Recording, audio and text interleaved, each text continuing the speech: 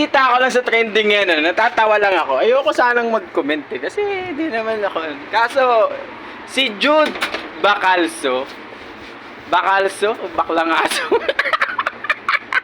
nagpatayo ng crew ng 2 hours para i-educate daw na siya ay hindi sir at ma'am. Kaso sabi ni Thailand Girl, nakita ko lang din, comment ni Thailand Girl, siguraduhin daw muna na yung mukha ka sir. Ay ka ma'am pala. Kung gusto yung address ng ma'am. Paano nga naman kasi si Jude Bacalso, kamukha ni, ni Ursula ng Little Mermaid. Kamukha.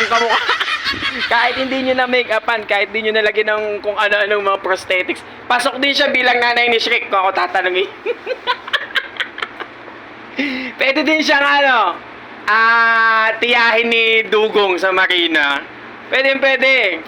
Hindi ako against sa LGBTQ, kaso pag ganun yung mga ugali, parang maling-mali na eh. Masyadong masyadong yung authority pinapagana ba? Ano ba yung karapatan tawag dun? Limutan ko, yan na yun. Shoutout sa ating mga tropa dyan na LGBTQ. Pero kay Jude Bacalso,